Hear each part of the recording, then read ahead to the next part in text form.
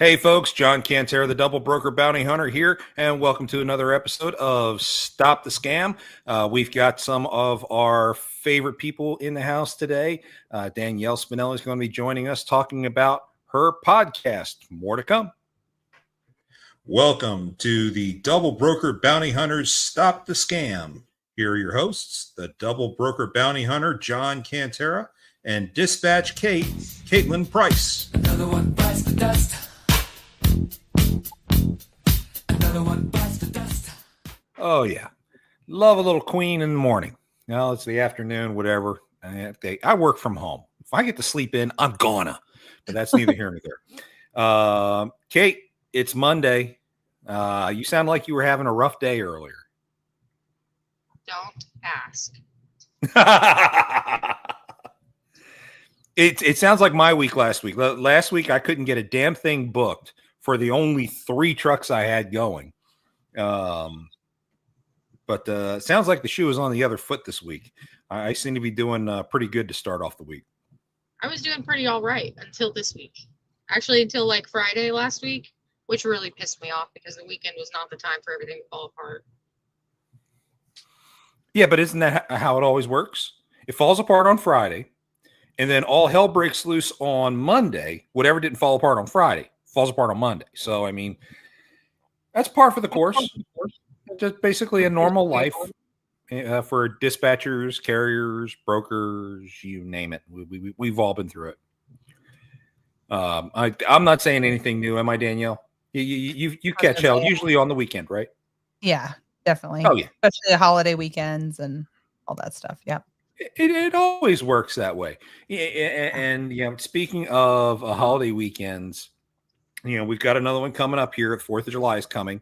So we got to get ready for that. All you anti-fraud people, gear up, get ready, because this is going to be a big one. It's always interesting when the 4th of July happens on a weekend. On a Friday, it'll be a big one this year. Oh, yeah.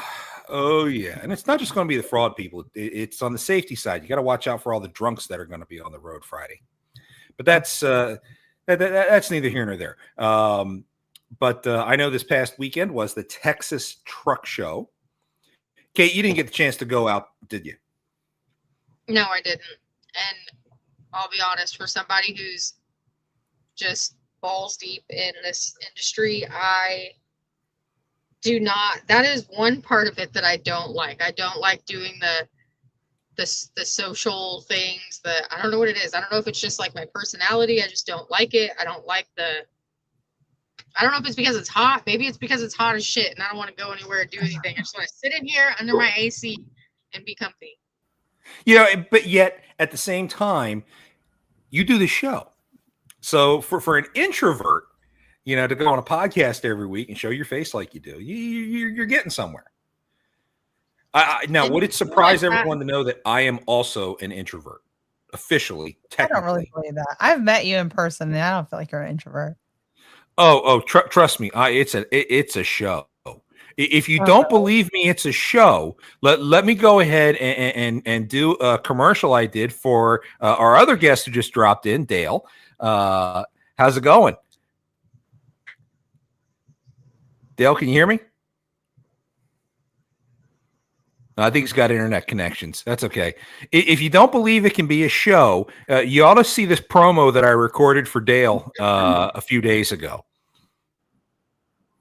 I'm the Double Broker Bounty Hunter, host of Stop the Scam, here for Freight Validate. Freight Validate is the only vetting platform that uses objective data to evaluate carriers and brokers. A quick search reveals either a green check mark or a red X, depending on if the searched DOT number meets all federal and state requirements to maintain their authority. And links on the profile will allow you to dig even deeper as you conduct your own due diligence. Go to our website at the top of the screen and click on the Freight Validate logo in our sponsor section to learn more about the features that Freight Validate offers. And if you register for Freight Validate from our webpage, the first 10 days of your subscription will be free.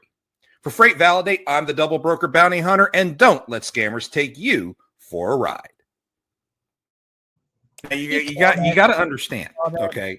I am an introvert.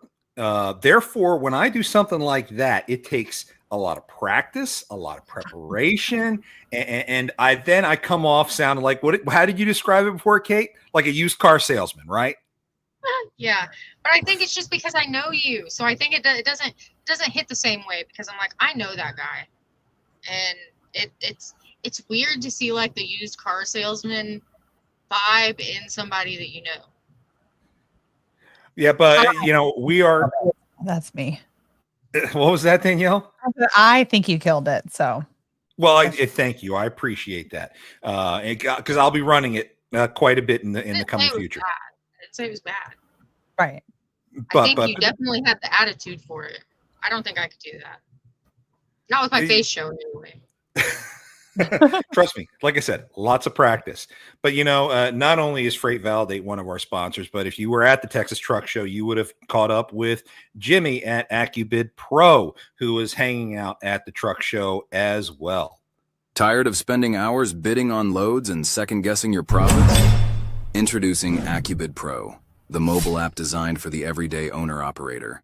We simplify load bidding, making it fast, accurate, and stress-free. Know your operating costs up front to ensure every load is profitable.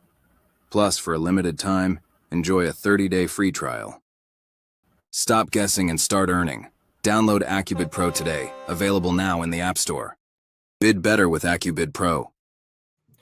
The fun part about doing live work is trying to get all these little elements you want to do to seamlessly flow in, okay?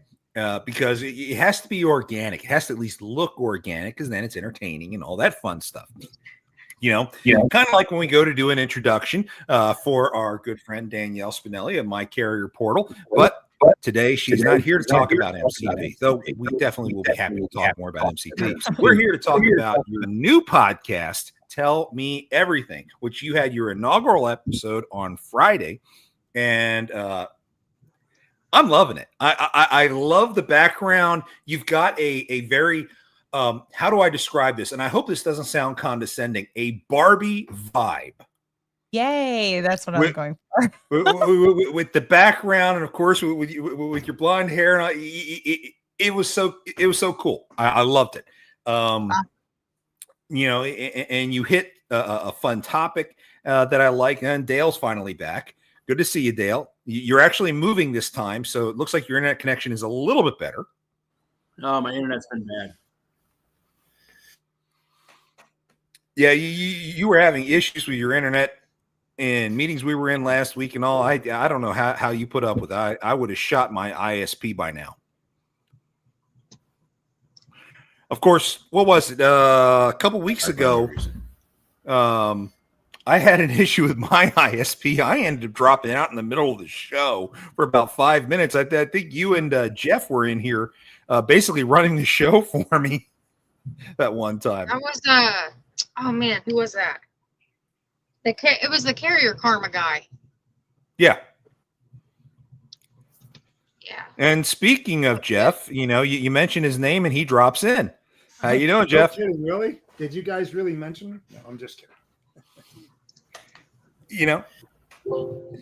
I'm feeling bad for Dale because his internet connection is driving him crazy right now. I don't know if it's because of his shirt or he's really frustrated at it, but his face looks extra red.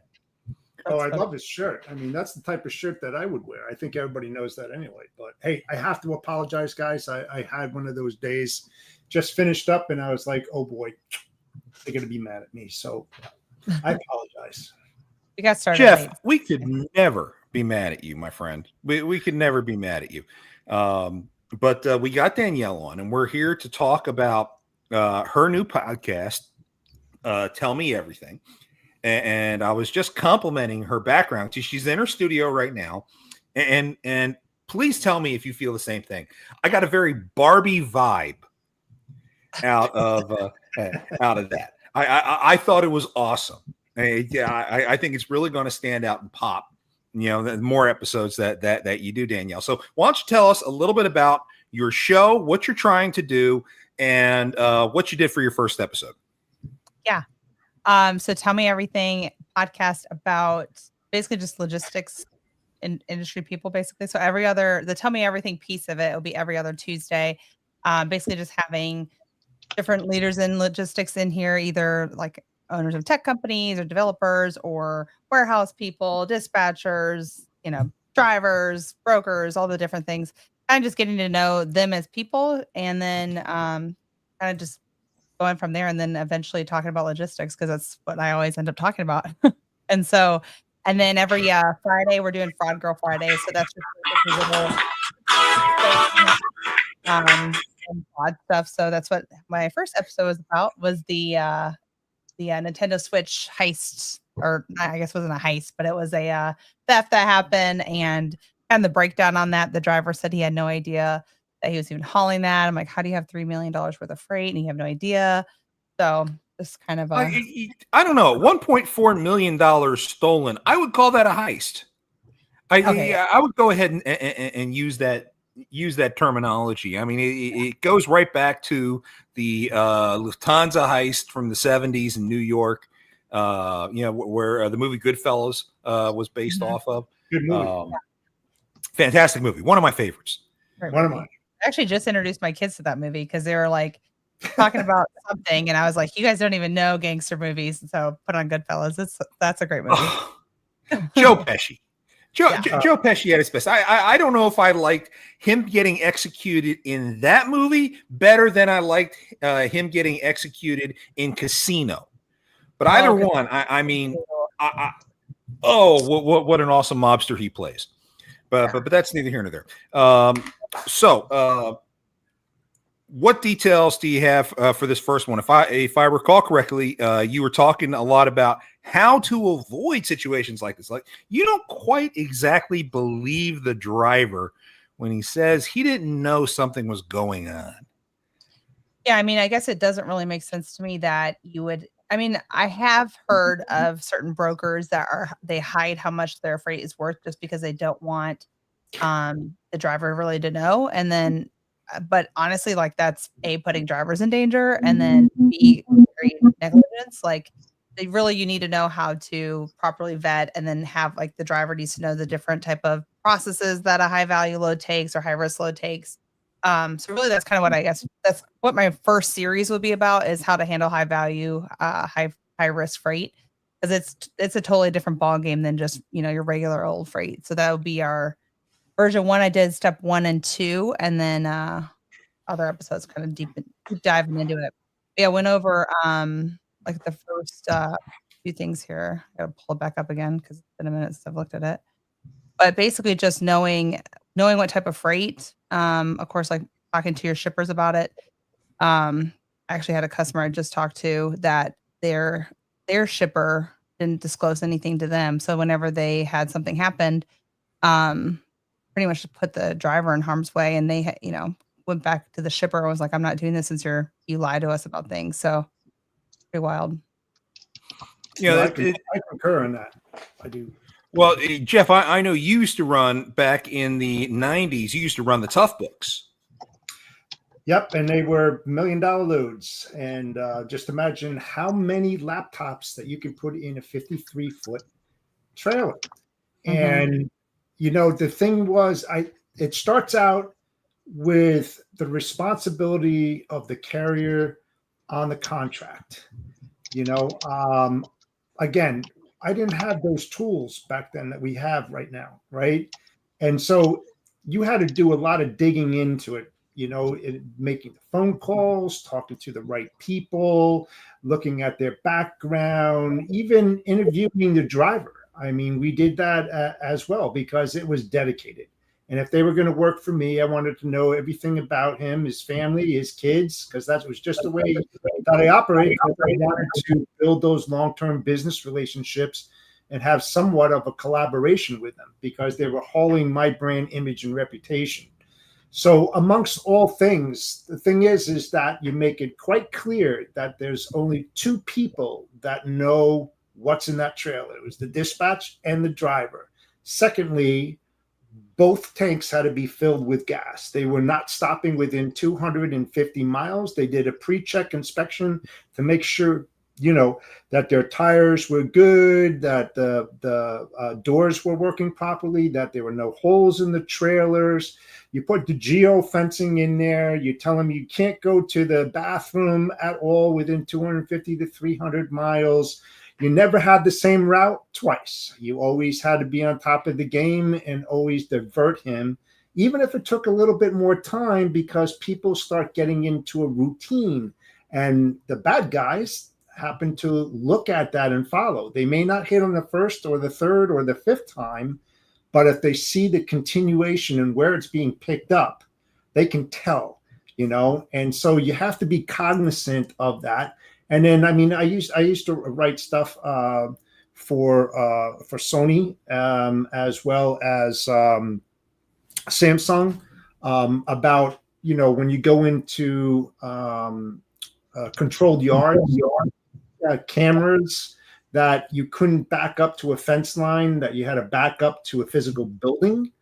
That if there was a driver, sorry, you can't leave your load unattended. If it was a team, one had to stay behind. You couldn't team up and go grab a bite to eat. Every 5 minutes, you had to walk around your trailer.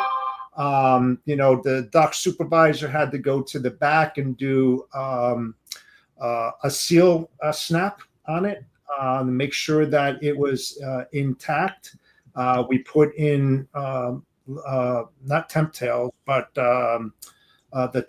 the track and trace little gadgets we had back then as well. Just bury it into the middle, because look, if you're not careful about what you're doing and you write that stuff out, it comes with education. We talk about the Freight Fraud Task Force, about audits, education, and best practices.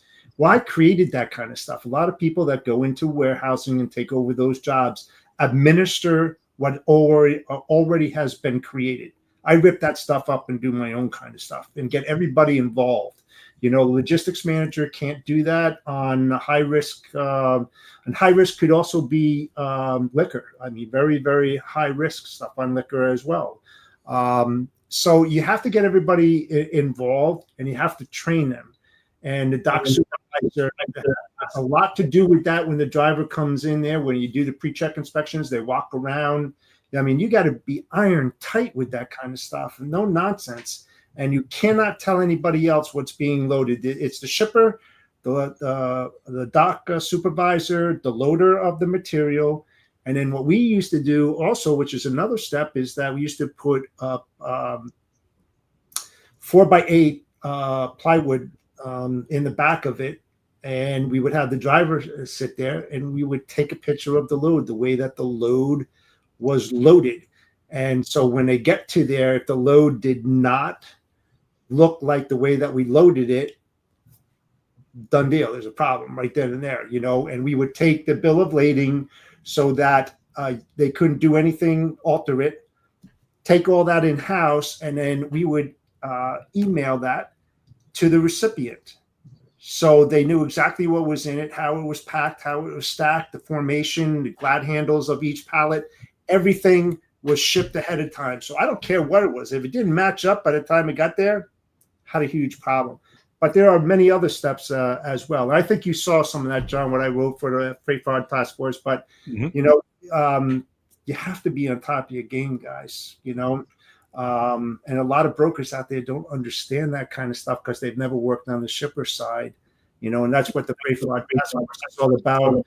Train them in identifying those type of things that Danielle is talking about, and there's a lot of inside jobs there too, and what Danielle showed with the LA Police Department. And then you saw a tent outside, and I asked all those questions. Why is a tent out there with chairs and a table? Nobody's there when the guy happens to drive in and pick up that container and drive off. I mean, is that like, hey guys, don't be out there at 12 to 1, man, we got a heist coming in, Right. But yeah, there's so many different things. Yeah, there's definitely a lot of things. What's sad too, though, is even some of the shippers that are doing that high freight, though, they're not checking things as well. Like whenever I did that California Highway Patrol stuff, we were talking to them about just like, they're like, if the dock workers or the shippers would have cared enough to like double check what that trailer even looked like. Cause a lot of times even like the the doors, for instance, will have like those one type of bolts so that they're easily detachable. That way they don't have to break seals. They can just take off whatever. They may put You got the bolt and the nut there. I mean, on the outside, they could easily take that out and swing the door without breaking the seal. I mean, you got to look at all these stuff. I mean, it's not load and go by any means with high risk shipments. You got to really do your diligence. And then even like they were telling me too, like even just like the piece of paper or cardboard taped up on the side, like why would you even like that? Why would you do that? Like that is what's surprising is because whenever they have shippers, this is kind of why brokers will never not be a thing, I think, because shippers can just pass the blame on to brokers whenever it's really, to me, that type of stuff should be back on the shipper. Like you should have, I'm not physically there. I can only see so much. But it's definitely like a combination, but that's also going back to having a relationship with your shipper and making sure that if you are hauling high value or high risk freight, that you talk to them prior to even signing a contract with them and understand their process and how they load. That way, if you as a broker are wanting, right now, everybody's like wanting to have a customer, like it doesn't matter what it is, I'll do anything, I'm desperate. But I think that's a step that they need to take, is like making sure that the shipper does their due diligence, because you're having to do yours as well. And if not, you need to specifically write that into your contract with that shipper that if this and this does not happen, you're not taking responsibility. And here's one more thing and I know a lot of people do not do this. I would say a high percentage, probably 98% don't do this. But one thing that is a huge benefit is you have a carrier roundtable that comes to the shipper, and you, the instigator who is bringing all these carriers on board. When you're doing a consultant or whatever, you don't bring them in to discuss rates and everything. That's irrelevant. You're talking about operational best practices and excellence there. And it's usually the top guys or not the sales guys or whatever. You're talking about the VPs of sales for each one of these carriers. You sit there and you talk about, this is the way that we're supposed to do. And people start saying, well, this is what we do. Oh, you do that? I didn't know that. That's really good. Next thing you know, you start evolving best practices, and then you start writing, your work instruction that is cascaded out to everybody, using the best practices to not just safeguard them, but yourself. Even if you're a consultant or you're a broker, because you're protecting your brand, image, and reputation for all key stakeholders that are involved in this. So if you have the ability, Danielle, as well, when you're out on the road and everything, if you could go to that shipper and saying, hey, I want to discuss and collaborate with all your carriers about your best practices and what we do to safeguard your shipments. It's a great step to do. Well, and even as a broker, when you are hiring, I think if you're doing high value, part of the things that I used to do is whenever we would be part of the dispatching thing, or like we were actually dispatching the driver and they were doing like copper or something high value. Part of the questions that we would have with them is, have you ever hauled in any high value before? Okay, great. What are some steps that you feel like you need to take to protect yourself? Even before I'm instructing them, I need to know that the driver has done this before and see their process too. So as a carrier, if you are wanting to haul that type of freight, then, obviously you get paid a little bit more. So you need to do your homework. You need to know more things, that type of thing. So I think that's kind of a big step that a lot of people skip, is actually talking to the drivers instead of, most of the time they're just giving instructions and drivers like, yeah, I'm not listening, whatever, whatever, sure, yeah, whatever you say. But I think having like a conversation and them answering and telling you things, and then maybe from there, like, okay, you said you did this, we recommend maybe you switch up to this. What do you think about that? Or, like just having it be an actual conversation, not just telling people what to do and expecting them to listen, because sorry, they're probably not. No, and I agree with you as well. And one of the biggest things that they miss is the COI. Make sure that you've got the proper cargo insurance on that high value, and make sure the certificate owner is your name. The shipper's name is on the bottom left-hand corner of that COI, that they are the owner of that certificate.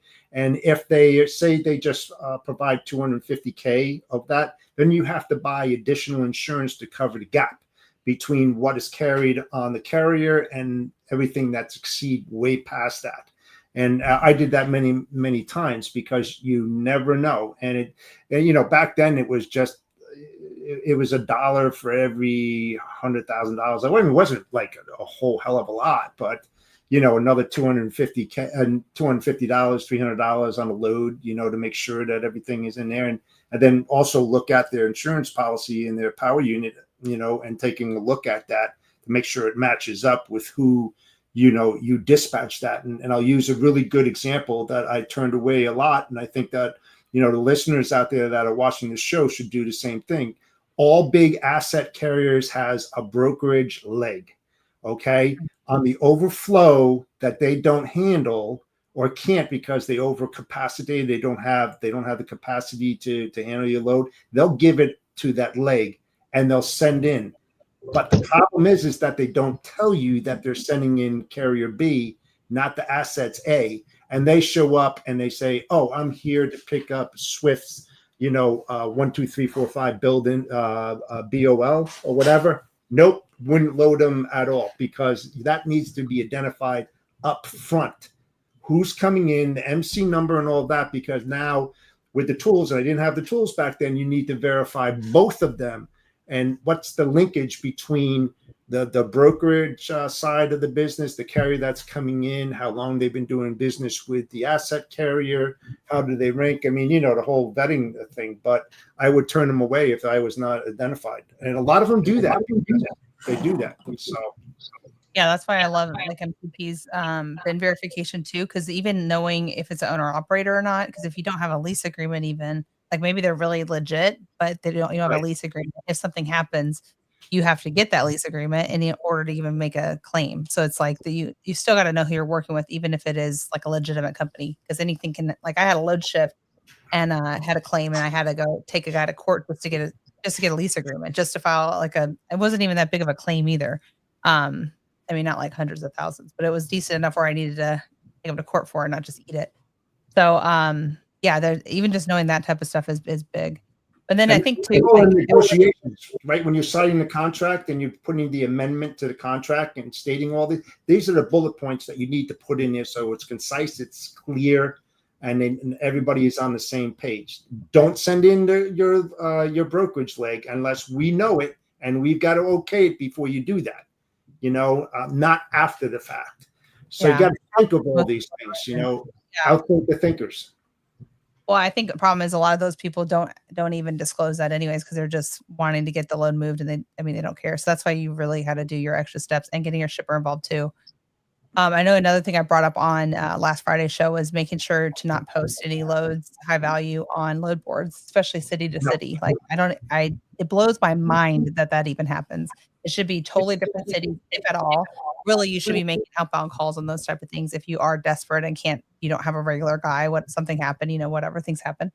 But yeah, to me, it's wild that a lot of the times with high value, it's posted basically city to city, especially like nowadays with TMSs, like they'll post through the TMS on the load board.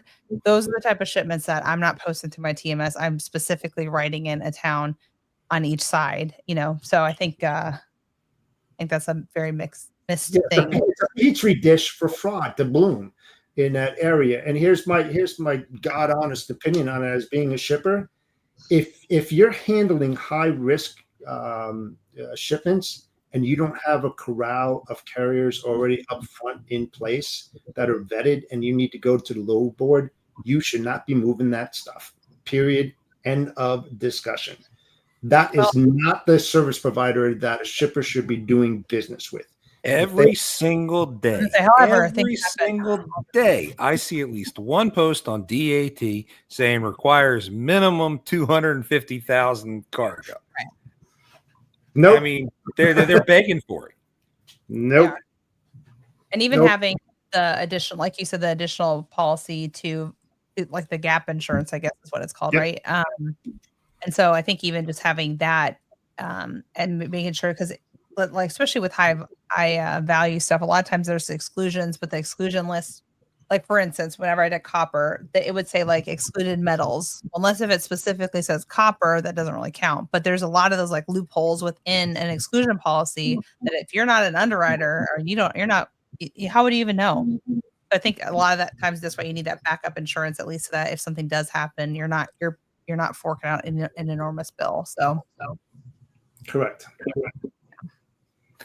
I've seen way too many high value loads up and disappear since I started getting involved in freight fraud.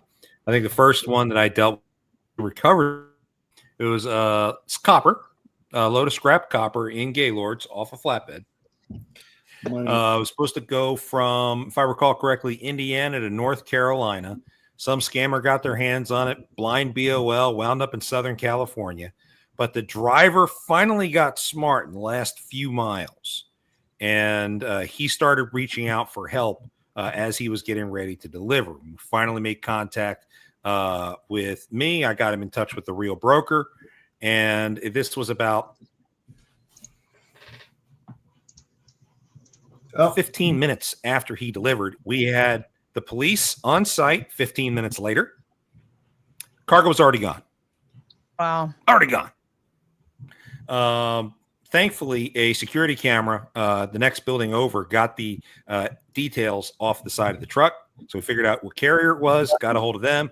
They were paid cash to haul it to a scrapyard 40 miles away, and the police recovered the entire cargo. And That's we got it. on high value. Why is a blind shipment even a thing on high value stuff? Why is that still a thing? I don't get it. It's not worth the risk. It makes no sense. You know, I put brokers through the ringer. If I'm booking a load and the broker sits there and tells me it's a blind shipment, okay, why is it a blind shipment? I want to see the original BOLs. I want to see where it came from. I want to be able to put the pieces together to understand why it's a blind shipment. A lot of times when I actually take on a blind shipment for one of my clients, it's usually you're moving substandard steel or something like that from one location. Instead of taking it back to the manufacturer resold it in its degraded state to somebody else. So you're moving it from one customer to another customer. And then I understand the blind BOLs at that point. I get that. But I want to be able to piece that together before my truck ever freaking shows up, or I'm not touching it. And that doesn't mean you're backing up to a U-Haul and everything. Yeah, right. It's a BOL, a blind shipment. That does not mean you're delivering to a U-Haul. And you know what? One of the biggest reasons they do that, because they don't want the recipient to know where the shipment originally came from, because they're a distributor and they just want them to be the one, not where it came from or how we got it. You know, that's the reason on the blind shipment. And they do that. They think that the shipper shipped it, but it actually came from a distributor. And that's the reason why they take the distributor and saying it came from A to B. So instead of saying it came from Michigan, they'll say it came from Arizona to California or whatever, you know. So the delivery is usually always the same, right? Yeah. The delivery always should be the right place.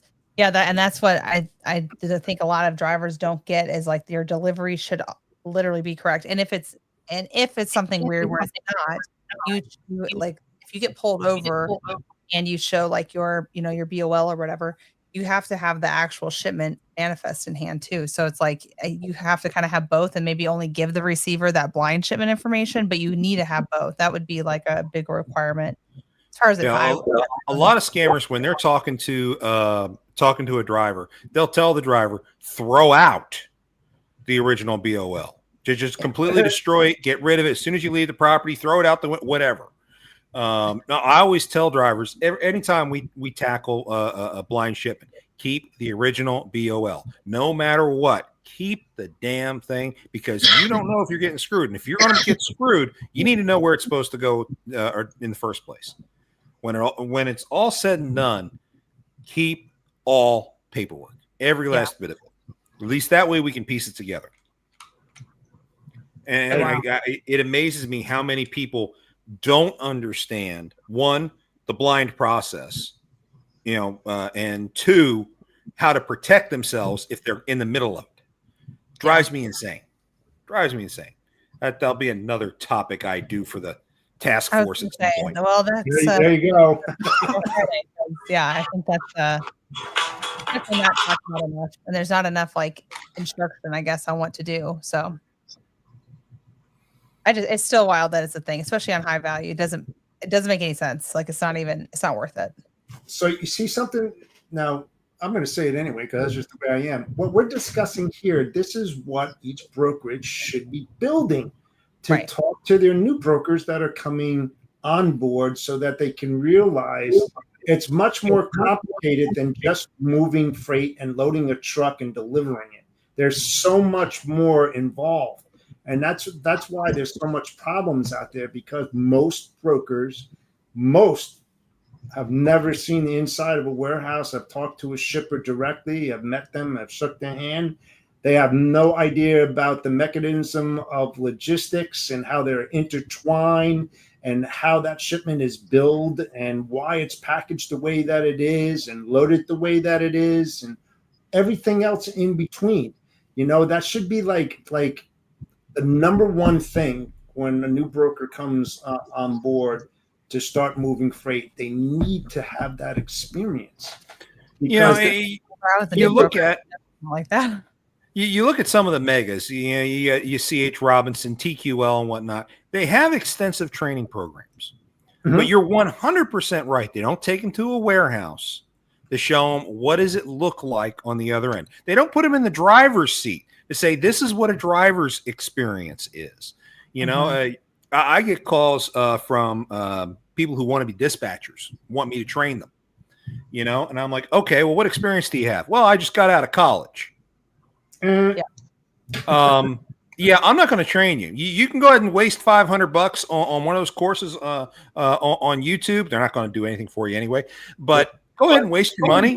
But I'm not going to teach you unless you have some experience. You either had to work in the warehouse, you had to sit behind the wheel, you had to do something if you're going to have a chance of being successful as a dispatcher.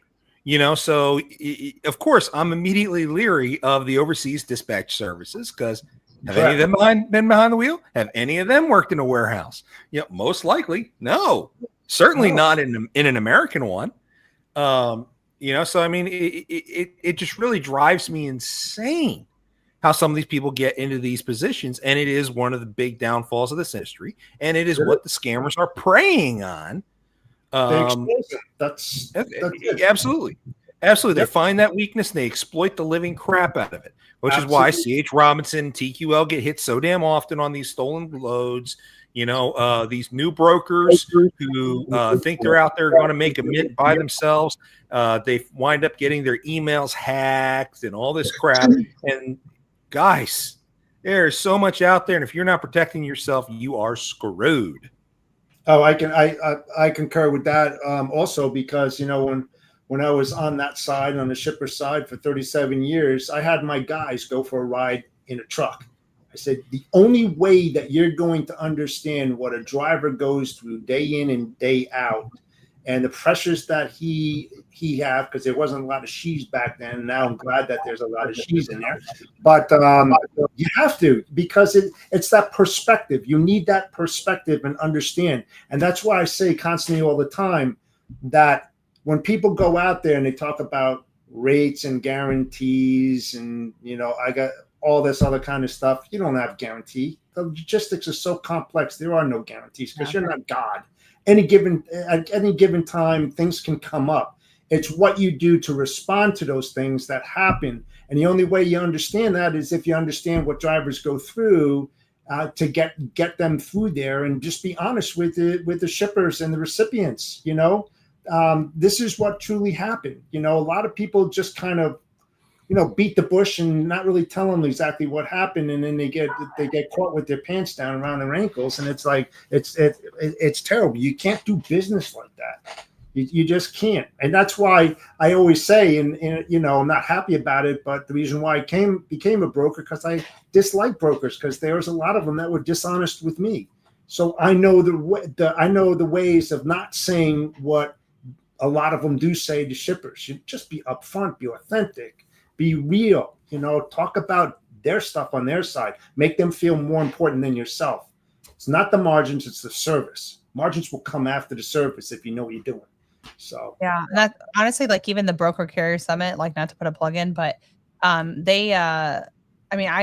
was a broker forever. And so like I never really got the concept of a carrier pretty much until I went to those conferences, to be honest. Like I never sat in a truck. I never did any of that. So it's very interesting hearing their perspective on things because as from being a broker for 8 years, it was definitely a lot of, I wouldn't say hate, but there was a lot of like, if they would say, whatever, I was like, oh, whatever. He's just saying that because he wants to, whatever, get the rate up this or whatever. Because I mean, we're all kind of doing the same thing, but I Right. think actually knowing what they go through every day in, day out, I think is big. So all about relationships. It's really good that I've got Jeff on here today, Danielle, and I hope you're recording this. And if not, go back to my YouTube channel. You pull up. Something tells me you're going to be stealing clips off of this for your next show. Wait until you get my invoice. You're not going to like me after this. That's funny. But seriously though, yeah, I am contemplating a career change myself. For those who know me, I've been dispatching for over 5 years. I'm getting pretty damn burned out. I mean, hell, I think the last time I took a vacation was March of 2019, before COVID hit. So I'm very burned out. And I'm entertaining the opportunity to possibly cross over into what truckers will call the dark side and become a broker myself. I got a couple people talking to me about being a carrier carrier sales guy and whatnot. Carrier Some sales is really fun. compliance. I mean, that's what I was in carrier sales, and it's fun. Like you really build like relationships with awesome. Like I'm still friends with a lot of my carriers. Like I message them all the time. Like when it was somebody's birthday yesterday, I messaged them about their birthday. I mean, and I've been out of it for 2 years. Like you just build. You gotta do it. That's the way that you collaborate. You know that you get the benefits that you'll receive. Danielle, is astronomical when you talk to them about their family and what they like to do and how was your drive today, what kind of problems you have. They don't get that kind of stuff, and they appreciate that because they have nobody else to talk to except their dispatcher. Because hopefully they're not on their personal cell phones while they're driving, talking to their families and all that. I know they probably do, but it's those small little things that are so important to them. And then it makes you more authentic. And they were like, you know what, Danielle, she's a really good person. I love doing business with her because she cares. And it doesn't take much. Yeah, and even like explaining to them, hey, you're doing a high value. It should be. You need to do X, Y, and Z. Like they're way more willing to do whatever hoops I put them through because I have a relationship with them, right? Like it's not just because it's me. It's like, hey, I'm doing this really for both of us, and I'm explaining that too. So yeah, relationships and knowledge are like the only way to really succeed in logistics. I feel the same thing exists on the other side. For example, I have an economics degree, so I'm always paying attention to what's going on in the world and how it impacts various markets, et cetera, et cetera. And as you all know, we got directly involved in the altercation between Israel and Iran over the weekend. And Iran's now threatening to shut down the Straits of Hormuz. And 25% of all the oil on this planet goes through those straits. So if they actually succeed in shutting that down, that's going to be a huge problem. So I know when I was negotiating on loads earlier today for my carriers, I slapped another 25 cents a mile on pretty much every bid I made because, hey, guys, diesel prices are going up. We just got involved right in the middle of a war, and it's about to get very ugly out there. And so, pony up. And they're like, okay, no problem. We got you. The value of relationships. I don't care if you're a carrier. I don't care if you're a dispatcher. I don't care if you're a broker. Okay. Or if you're a shipper. Relationships are so damn important. Okay. It really will save your butt in the end of the day. Yes, absolutely. And as a shipper, I used to have coffee for my drivers when they came in every single day. They had access to my bathrooms. And then every Friday when the carriers came in, I had pizza for them. I used to sit on the dock when I smoked way back then, just have a cigarette with them. Relax, man. You want a coffee? You can use the bathroom. You want to use my personal phone to make a phone call to your family. I mean, I respected them and they in turn respected me. You get in return what you give out. and it doesn't take long to do that. It really does. Make friends with those guys because they're the ones that are moving the country. They're moving America, and when it takes 4 days for carriers to shut down, that will cause so much harm and headaches for the whole country. Oh, we learned within 2 days, no water, no food in the grocery stores. I mean, I've got this list that I made a long time ago, and it's fact, and it can happen really, really quick. If just-in-time logistics was an amazing concept. Doing yourself. Just-in-time logistics was an amazing concept of the 80s, and it streamlined so much of the supply chain industry, which is fantastic. But it's a dual-edged sword. As you pointed out, I recently did another study to update those numbers that you're talking about, Jeff. And it's actually now about 24 hours faster. 72 hours is all it takes to shut down this country if the carriers stop cold.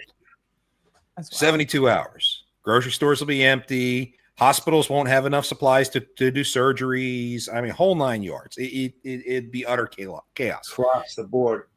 Absolutely. Absolutely. So like you, when I was a shipper, because I spent several years running warehouses, I had a coffee bar. I had a snack table there, usually muffins, danishes, whatever, free.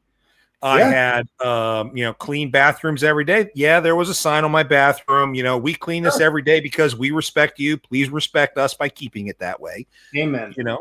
But everything went great. Carriers loved working with us. We saw the same people over and over and over and over again because of how we treated them.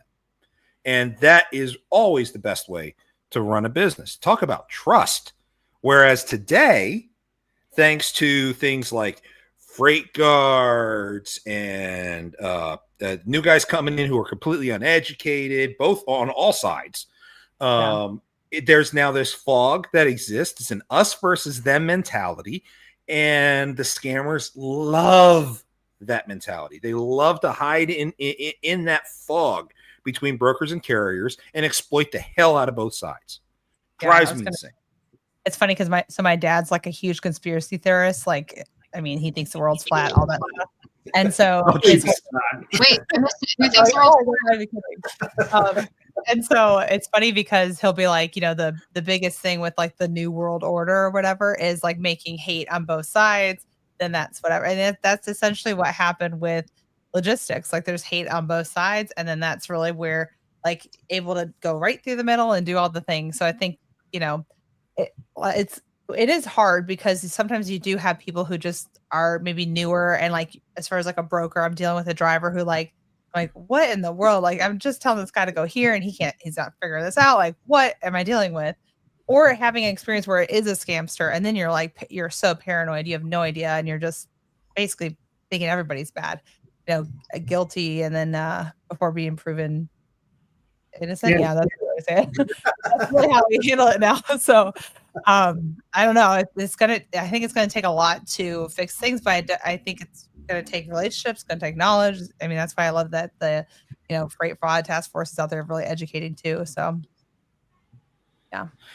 Well, Danielle, let's circle back around as we're getting ready to start coming back towards the top of the hour. What do you have planned for the next few episodes of your show? What should we be watching for?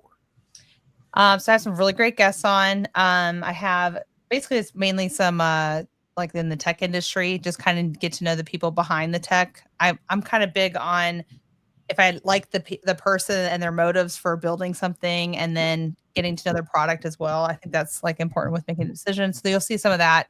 And then on the fraud girl side, we're really going over a series of how to handle high value, high risk stuff. Basically what we've been talking about here. A lot of that's on my handbook there. So yeah, stay tuned. Oh, it's going to be fun. Well, what I love is we have good people in this industry putting podcasts together like yourself, Danielle, and putting out good information. That is really the key. There are too many conspiracy theory types. There are too many too many sensationalists out there. Okay, I may not have 20,000 20,000 people watching this show. Okay, so what? So I'm focused on a very narrow band in this world, logistics and fraud, but it's important stuff. And we want to make sure that the right information gets out. So not that you're necessarily competing with me. You're not. We're different time slots, thank God. Because I think you'd probably do a little better than I do. You got a little larger fan base, I think. But you're definitely going down the road and you're putting great information out there. And as the task force really gets going up into full speed, we know you're going to be alongside of us, helping us to get that information out. So can't thank you enough for the work that you do. And the title Fraud Girl is very, very well earned. What was that? Was that Bain who gave that to you? Nate. Huh? You did that, Jeff? Nate Johnson's the one that gave me the shirt and the hat and stuff, which got the hat right. Isn't that so cute? That's so awesome. No, I was weird because I kept getting called that all the time. I just kept hearing it. And so I was on his show at Matt's and I was like, yeah, it's so funny. People keep calling me Fraud Girl. And he's like, you need a whole outfit. You need a shirt and all the things. I'm like, and then he comes out with the shirt and the hat. I hope they say that in good context. I will. Somebody was like, don't mess with her. She's the fraud girl. She's a scam artist. I know. Somebody was like, I should be fighting Fraud Girl. I'm like, yeah, that's just doesn't have that good of a ring to it. So now we need the fraud guy. I'm taking that. You're taking Fraud Man? Fraud Man instead of Fraud Man. Man and Fraud Girl. Need to get him a couple capes. I just threw out some good ideas. Hopefully somebody will start duplicating that and start selling the fraud guy. I'm the fraud guy. Well, at least let me get the double broker bounty hunter merch out first, okay? I mean, I really got to get that going here. It's definitely been a missed opportunity for the last 2 years that I haven't merchandised it yet. I know. That was the first thing I did. I was like, what merch can I have? That was my very first thing. I was supposed to do this. Oh, I need one of those. I was supposed to do this, and I didn't get around. I just been too busy just working, being proactive. I'm always had that proactive mindset. It's better to have a proactive one than a reactive one. If you got a reactive one, you missed the boat. You got to outthink the thinkers and think what they would do to screw you, so then you can avoid that. And it's something that that I created like 40 years ago. It's like, how would this person do that? How would this do that? What would happen if this happened? How would I respond to that? Start building these scenarios, and thinking about it up front. If something like that did occur, how would you, handle it? Yeah. By a proactive mindset, it reduces stress. Yeah. Instead of, oh my God, I can't believe this happened. Oh no, I'm screwed. No. Yeah. Because that can happen to you every day as you get blindsided every day in logistics. It's part of the territory. You got to figure it out. Work smarter, not harder, to do more in less time. So, yeah. And never reinvent the wheel. Yeah. Never reinvent the wheel if you don't have to. Yeah, it's always rolling. You got to know when to stop it. So, Danielle, do you have sponsors yet or anything like that? Are you doing all this on your own? All this on my own. What's funny though? The woman in logistics, the money that I won from winning the award. That's where from. Yeah. Yes. What a wonderful use of it. Wonderful. Yeah, get a slap 5 there. Oh, wait. All right. I feel like the Brady Bunch right now, looking up and over. And I'm happy for you. I'm happy for you, man. That's cool. And you got a nice mic there. Nice. Yeah. No, I'm super stoked about everything. I mean, it's basically been like a dream of mine, I guess, to be honest. I love talking. I could talk all the time, as you guys all know. So, yeah, right? Me? No, never. No, it's really fun being able to just. That's a liar. I know, right? So I'm pretty excited. I know. I love speaking about. I'm just like, I'm such a nerd for all this fraud stuff. I love it. I think it's so interesting. So yeah, something, Danielle. This space needs your type, because you're young, You can influence others. You can have great guests on. They're going to listen to you. I mean, the space needs more people like yourself because you're doing the right stuff. You're talking about the right topics. You know, hopefully you're going to grow. You're going to get a good sponsor in there to help support that. And maybe even do what we're doing and give out an award to somebody that just went above and beyond the Call of Duty that actually had a huge impact. You know, it's giving back. You know, you got to get that mindset too. You don't always have to be a taker. You can be a giver without having, you know, the feeling that because I gave, I want something in return. No, you got to get that out of your head. Do not do it that way. So, yeah, exactly. Yeah, really my whole goal for the whole podcast is I just want to have fun. Like I want to feel like I'm, you know, met somebody for the first time. I'm like, you know, shooting back and forth with somebody, getting to know everything. And that's where like Tell Me Everything kind of came from was I was actually with my mom at a bar and we were meeting new people. And like, I just kept being like, so tell me everything about this. So tell me everything about that. And tell me everything about this and whatever. And so that I guess that was like my go-to whenever I meet somebody new or want to learn more, whatever is that saying. So that's where the show came from. So pretty fun. I'm excited. That's awesome. You know, the biggest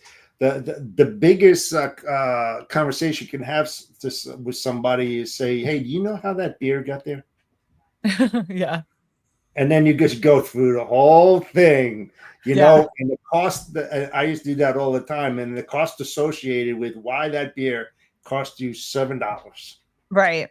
You know, because people just think, man, that's a lot of money for a beer, and they just drink it. Well, here's the back, you know, of why it cost that, and how it got here, and how that glass was made, and how you know, just the whole thing. And people are like, yeah, exactly. you know, they're like, hey, man, that's pretty neat. But yeah, it opens up a conversation, a really good one. You should try it sometime. So Danielle, where can people go to watch your show? So I'm on Spotify, Apple Podcasts, I'm on YouTube, I'm on all the different things, but the tellmeeverythingpod.com or fraudgirl.com is my site. I'm on LinkedIn. I'm everywhere. Nice. Awesome. Awesome. So your next show is when? This Friday? I'm hoping to have my first Tell Me Everything on tomorrow. I still have to officially film today, so I'm hoping that happens. And then on Friday is my next Fraud Girl one. So it'll either be this Tuesday or next Tuesday for my Tell Me Everything. But every Friday I will be out for sure. So. Okay, well, we're definitely going to have to promote that when we see that come up on LinkedIn. Much luck and success to you for your new show. I know I'm looking forward to it. Hopefully I'm a guest sometime soon, but that's neither here nor there. But no, we love having you around. We can't wait to see more of you and your new Barbie-esque background. I actually love the hell out of that. It's really awesome. You know, it's the funniest. So Meg Boaz is my producer or whatever. She helped me come up with like the whole logo and concept and stuff. And so I kept sending her like Barbie logos and like, you know how whenever she has like her hair, you know, like that or whatever. I'm like, that should be my look. It's like the head of she's like, I think they're going to come after you for like stealing the Barbie logo. Like, no. No, you know what you need? You know what you need? You know that shirt with the animated, it looks like you, right? Yeah. Yeah. You need an intro of you running, coming in with your cape going in the back. You know, a nice animated like that. And have you seen in the beginning of the Frog Girl thing is Frog Girl flying in, and there's a song. Song was made by AI, and it's so funny. Coming up with that, by the way, was hysterical. Like, I highly recommend you go on AI and tell it to make you a song about something, and like because you have to say like, I want it to sound like this genre or this or that, or make it a little bit more like this, and then like, oh my gosh, it's hilarious. I was laughing all night. I mean, it was so fun. Kate, I think you and I have a project. We desperately need to redo our intro. You need a song. That would be a fun project to do. I need to do the same thing. Yeah. Well, Danielle, thank you so much for spending the time to talk to us today. Jeff, you got any plugs while I got you on here? No, just a quick one. keep following the Freight Fraud Task Force. We're doing some unbelievable stuff. We can't talk much about it, but we are growing. We are doing very unique things. Put it like that a lot of others are not doing. So follow John, follow myself, Claudia, Dale Prax, Angela Fawning, all co-founders, and keep updated on it because we're going to be putting some really important stuff out there real soon. So Awesome. Okay, Kate, you got anything to wrap up with? I do not. Not today. Not today? Oh, it's okay. But yeah, I'm sure you're going to say something after the next thing I've got to do. But first, we do need to show a little bit of love for our sponsors. Whether you are new to this industry or you have been around for a long time, managing your costs is the only way to be. And if you're an owner operator, the best way to manage your costs is with AccuBid Pro. Tired of spending hours bidding on loads and second-guessing your profits? Introducing AccuBid Pro, the mobile app designed for the everyday owner-operator. We simplify load bidding, making it fast, accurate, and stress-free. Know your operating costs up front to ensure every load is profitable. Plus, for a limited time, enjoy a 30-day free trial. Stop guessing and start earning. Download AccuBid Pro today, available now in the App Store. Bid better with AccuBid Pro. Yeah, I've got my dog now barking in the background. It's driving me insane while I'm sitting there running commercials. Let's see if that stops. I doubt it, but that's neither here nor there. But seriously, though, next week we are doing an expose on domestic scammers. Many of you remember our favorite scumbag of the year last year. We won't say his name just now, but definitely check us out next week because we are not just giving updates about our favorite scumbag, but we've got a couple new scumbags we're going to be talking to as well. And the victims are going to be coming on as guests to talk about their experiences. So if you think that you're dealing with a carrier and you're an owner operator signed on to them, you think you're dealing with a carrier that may not quite be on the level, you definitely want to check us out next week, 1 p.m. Central Time. Well, folks, that's it for us for today. Make sure, I got to throw up the old usual banners here. We are, of course, live every Monday, 1 p.m. Central Time on all of the Lounge Media Group social media outlets. If you need to get a hold of us, you can get Kate at kprice@stopthescampodcast.com or myself, Jay Cantera, at stopthescampodcast.com. And as Jeff pointed out, please make sure you follow hashtag Freight Fraud Task Force for all the latest that we have going on. And as Jeff pointed out, we're not going to tell you guys when we're in the middle of something. We tell you when we finished it, but that's neither here nor there.